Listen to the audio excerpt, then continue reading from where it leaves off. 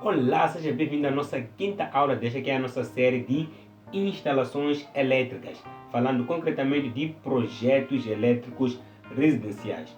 Na última aula nós estivemos a falar de dimensionamento de dispositivos de proteção para os circuitos de iluminação, tomadas de uso geral e tomadas de uso específico. Aprendemos a dimensionar os dispositivos de proteção para cada circuito. Era suposto que na aula de hoje nós aprendêssemos a dimensionar o disjuntor geral, proteção do ramal e outras proteções subsequentes. Mas achei por bem adiar esta aula para a próxima aula, onde seja, hoje nós vamos falar de dispositivos de proteção. Antes de mencionarmos o disjuntor geral, vamos falar de dispositivos de proteção para que nós possamos entender melhor o que é isso de dispositivos de proteção. Então, na aula de hoje vamos falar de dispositivos de proteção. Antes de avançarmos, deixa-te parabenizar por ter chegado até aqui na quinta aula. Se você chegou até a quinta aula é porque você está a achar este conteúdo valioso para a sua carreira e principalmente para o seu conhecimento técnico. Eu, deste lado, eu só te peço que você subscreva neste canal para que este canal possa crescer. Até o momento que estamos a gravar ou que estou a gravar este vídeo, o nosso canal tem 1052 inscritos. Ajude-nos a atingir a meta de pelo menos 1150 inscritos até pelo menos 5 dias após a publicação deste vídeo. Então, vamos à aula de hoje. Dispositivos de proteção. O que é isso de dispositivos de proteção? Vamos ver aqui no nosso PowerPoint. Dispositivos de proteção são usados em instalações elétricas para a proteção de circuitos elétricos. Não só, elas também protegem pessoas e equipamentos de diversos fenômenos em instalações elétricas. Então, dispositivos de proteção são dispositivos que são usados para proteger as instalações elétricas. Ainda o nosso PowerPoint diz que não só, elas protegem também equipamentos e pessoas contra fenômenos elétricos. Vamos avançar. Esses fenômenos elétricos, quais são? Os fenômenos ou surtos elétricos são fenômenos que podem ocorrer na instalação elétrica, alterando o funcionamento normal da instalação, não só provocando diversos tipos de avaria na sequência. Por esta razão, existem dispositivos de proteção destinados a evitar ou reduzir ou eliminar os impactos destes surtos elétricos. Em outras palavras, esses fenômenos aqui são fenômenos que acontecem no decorrer do funcionamento da instalação. Esses fenômenos podem ser causados por fenômenos naturais, assim como podem ser causados por ações humanas. Alguém está aí a mexer alguma coisa e depois acabam acontecendo esses fenômenos, né? Esses fenômenos. Agora,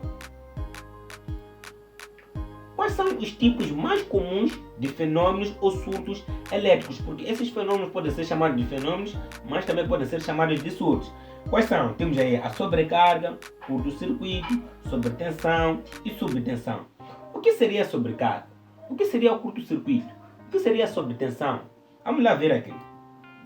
Sobrecarga. A sobrecarga é provocada pelo acúmulo de carga no mesmo circuito ou uso frequente de extensões no único circuito. Em outras palavras, a sobrecarga é o acúmulo de carga no mesmo circuito. Nós ligamos uma extensão numa tomada, ligamos diversos equipamentos e na mesma extensão ligamos outra extensão, ligamos diversos equipamentos. Por aí em diante, nós chamamos isso de sobrecarga. Porque com o consumo da corrente elétrica de todos os equipamentos que foram ligados naquelas extensões, vai se fazer sentir na tomada. E a tomada, muitas das vezes, acaba não suportando, acabam aquecendo os condutores e acabam havendo situações de incêndio. Isso é um caso de sobrecarga. Depois nós temos aqui curto-circuito. O que seria um curto-circuito? O curto-circuito é provocado pelo fechamento de um circuito com uma resistência aproximadamente igual a zero. Nós sabemos que para que haja circulação de uma corrente num determinado circuito, é preciso que haja uma tensão, uma resistência e fios de ligação para ligar entre a resistência e a tensão. Aí vai circular uma certa quantidade de corrente elétrica. Em outras palavras, para que haja corrente elétrica, é preciso que haja um fechamento de circuito. Mas quando no lugar dessa resistência colocamos uma resistência muito pequena, a corrente sobe de uma forma brusca e aí estamos perante um caso de curto-circuito. E se a corrente sobe de uma forma brusca e não temos nenhum dispositivo, um elemento para cortar, os condutores vão aquecer, vão derreter, vão acabando criando efeitos Joules e pode haver um incêndio na instalação. Depois disso nós encontramos a sobretensão. O que seria a sobretensão? Sobretensão é provocada por tensões elétricas acima da tensão nominal da rede ou descargas atmosféricas. Sobretensão seria uma tensão acima da tensão normal. Numa rede de 220 volts, fazer-se sentir 250, 300, 400, 500 volts, isso seria uma sobretensão. Ou ainda pior que isso, em caso de descarga atmosférica, registra-se dezenas ou milhares de tensão elétrica nos circuitos das residências. Isso também é um caso de sobretensão. E por fim nós encontramos a subtensão. O que é subtensão? Subtensão é provocada por tensões elétricas abaixo da tensão nominal da rede, ou quando há queda de tensão. O que é isso de subtensão? Subtensão é quando nós temos uma tensão abaixo da tensão nominal, tensão normal. Numa rede de 220, de repente registramos 110 volts. Isso nós chamamos de subtensão. Agora, como é que se resolve essas questões de subtensão, curto-circuito, sobrecarga, por aí? Para cada tipo de anomalia, existe um dispositivo de proteção ideal para fazer face. Em outras palavras, para cada tipo de surto ou fenômeno, existe um dispositivo de proteção ideal ou apropriado para se adequar àquela situação. Por caso, por exemplo, de sobrecarga, geralmente usa-se disjuntores termomagnéticos ou fusíveis para proteger os circuitos contra sobrecarga. Os disjuntores termomagnéticos eles são ideais para proteger contra sobrecargas ou contra curtos-circuitos. Mas aqui estamos a falar especificamente de sobrecarga. Então, quando nós queremos proteger um circuito contra sobrecargas, nós podemos usar os disjuntores termomagnéticos ou fusíveis. Quando nós queremos proteger os circuitos contra curto-circuito, aí nós usamos os disjuntores termomagnéticos ou os fusíveis. Vamos ver o que diz aí. Neste caso, costuma-se usar também os disjuntores termomagnéticos ou fusíveis para proteger os circuitos contra curtos-circuitos, embora os fusíveis apresentem mais vantagens em relação a disjuntores. Então, os disjuntores também podem ajudar a proteger contra curto-circuito. No momento em que há aquela subida brusca de corrente, o disjuntor vai perceber e vai cortar. Quando nós usamos o fusível também vai fazer a mesma coisa, apesar do fusível ser muito mais rápido em questões de curto-circuito em comparação com um disjuntor. Em questão de sobretensão, como é que nós podemos proteger uma sobretensão? Para este caso, costuma-se usar os DPS que protegem contra subidas bruscas de tensão, desviando toda a tensão desnecessária para a Terra. Então, para sobretensão, costuma-se usar os DPS, no caso de trovões, fenômenos atmosféricos, todas aquelas tensões desnecessárias que nós recebemos nas nossas residências serão desviadas para a Terra através do DPS, daí a necessidade de termos um sistema de aterramento eficiente. E depois temos o que? A sobretensão. Para estes casos, costuma-se usar relés de sobretensão para a proteção de circuitos contra quedas de tensão, embora isso seja muito mais usado nas indústrias. Os relés de sobretensão não são muito usados em instalações elétricas residenciais, porém existem algumas instalações elétricas residenciais que usam esse dispositivo para proteger.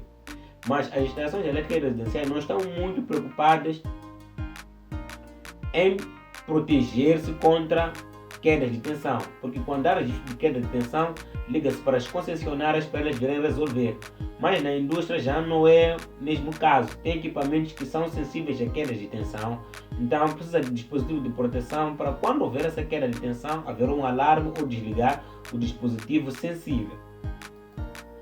Agora, fazendo um rescaldo geral dos dispositivos de proteção, em linhas gerais, os dispositivos de proteção mais usados em instalações elétricas residenciais são os disjuntores, fusíveis, relés de sobretensão, DPS e relés de falta de fase.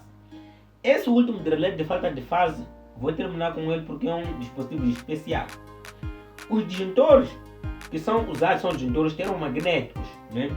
Os fusíveis também são vários tipos de fusíveis que ainda vamos ver aqui. Relés de sobretensão também acabo de falar agora, os DPS também. Os relés de falta de fase, o que é esse de relé de falta de fase? O relé de falta de fase é usado em instalações elétricas trifásicas, principalmente nas indústrias onde tem muitos motores a funcionar. O motor elétrico, quando é alimentado a 3 fases e de repente perde uma das fases, ele perde as rotações e começa a zumbir. E se isso continuar por um tempo, o que vai acontecer é que as bobinas vão aquecer e o motor vai queimar. Então, para evitar essas coisas, o que faz? Coloca-se um relé de falta de fase.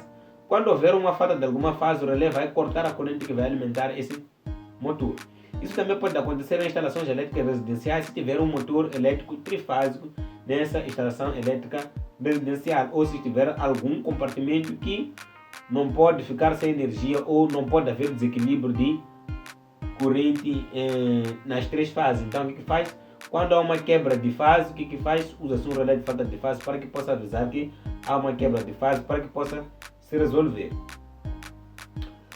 Olhando para aquilo que é a nossa aula de hoje, estamos a falar de dispositivos de proteção que são mais usados em instalações elétricas residenciais, razão pela qual nós vamos falar mais de disjuntor e do fusível. Disjuntor, o que é esse disjuntor?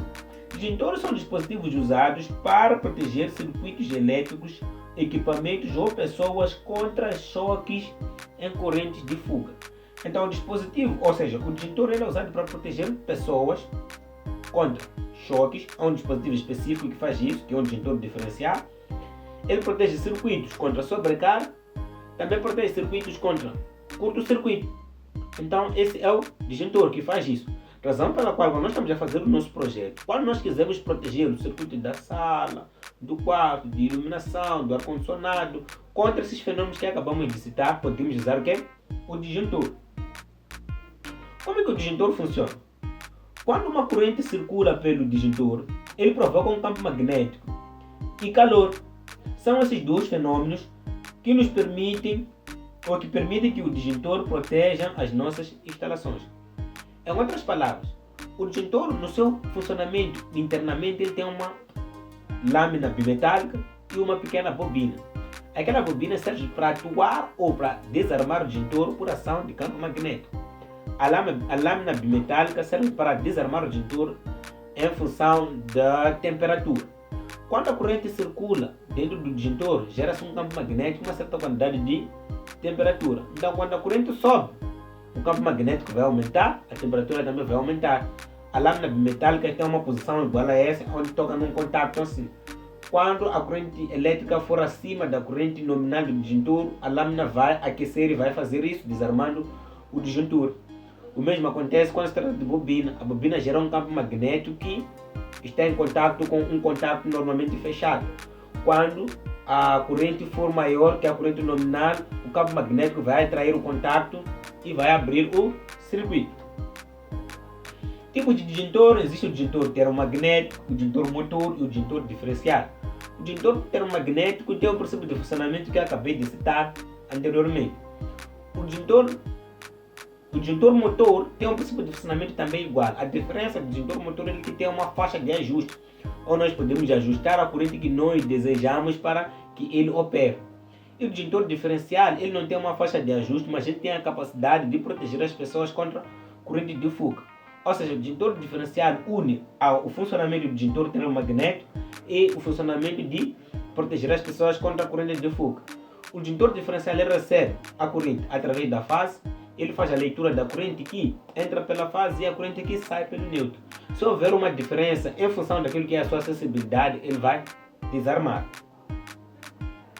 Outro dispositivo também usado na proteção de circuitos elétricos e instalações elétricas é o fusível. Diferentemente do disjuntor, o funcionamento do fusível, ou seja, diferentemente do disjuntor, o fusível funciona na base do efeito Joule, pois quando circula uma corrente maior que a corrente nominal do mesmo, ou a corrente que ele suporta, pelo mesmo, ele rompe o filamento de tungstênio encapsulado no seu interior. Então o que acontece no fusível é que o fusível é mais ou menos algo igual a isto, a esta caneta. Dentro dele nós encontramos o que? Um filamento, um pequeno fio. Ou nós ligamos uma corrente aqui, ou ligamos uma determinada tensão que vai sair deste ponto. Então se este fusível é de 10 amperes, aqui começa a circular 15 amperes, o que vai acontecer é que o filamento que está ali dentro vai aquecer, vai romper-se, vai se cortar, impossibilitando a tensão a chegar deste lado e protegendo assim o circuito. Tipos de fusível, existem vários tipos de fusível, né? Existe o fusível NH, o fusível tipo D, eu não escrevi aqui, acho que acabei apagando o slide. Existe o fusível tipo NH, o fusível tipo D, o fusível tipo cartucho. Por quê? Os fusíveis não são usados só em instalações elétricas residenciais, diferentemente dos disjuntores. Os disjuntores são usados em instalações elétricas residenciais, industriais ou comerciais, mas o fusível tem uma larga aplicação: instalações elétricas residenciais, industriais, indústria automotiva, eletrônica e outras áreas possíveis. Até nos carros usam os fusíveis. Falei indústria automotiva, nos carros, exatamente. Então, para o nosso caso, as instalações elétricas residenciais, nós usamos apenas o fusível do tipo NH, é o mais usado, né? É o mais usado. Falando aqui de aplicações, os fusíveis são geralmente instalados em caixas de coluna, aqui eu quero escrever em quadros de entrada, em instalações elétricas residenciais. Então, os fusíveis não são colocados lá no quadro geral para proteger o circuito de iluminação, tomada, blá blá blá. Por quê? Porque os fusíveis não são rearmáveis. Então, para os fusíveis, eles são usados geralmente lá na caixa de coluna, no padrão de entrada. Geralmente em circuitos ou instalações elétricas trifásicas, onde cada fusível recebe uma fase. Por que se usa fusíveis lá? Porque em caso de curto-circuito, os fusíveis são muito rápidos em resposta comparando com os disjuntores. Então, muito obrigado por ter estado conosco até este momento. Espero pela próxima aula, aula número 6, onde nós vamos falar já do dimensionamento do disjuntor geral. Vamos fazer os acabamentos do nosso projeto. Vamos fazer o dimensionamento do disjuntor geral, proteção do ramal, vamos dimensionar o fusível. Vou tentar aqui trazer toda a história por detrás do dimensionamento desses dois dispositivos aqui na área de instalações elétricas residenciais. Muito obrigado por ter estado comigo até agora. Qualquer coisa escreve aí nos comentários, se está a gostar, e se tem alguma sugestão, blá blá blá, peço que escreva aí nos comentários. E please, subscreva neste canal para que mais pessoas conheçam o meu trabalho. E se tens uma sugestão, não se acanhe, por favor, coloque aí. Então, muito obrigado, até a aula número 6. Até a próxima aula.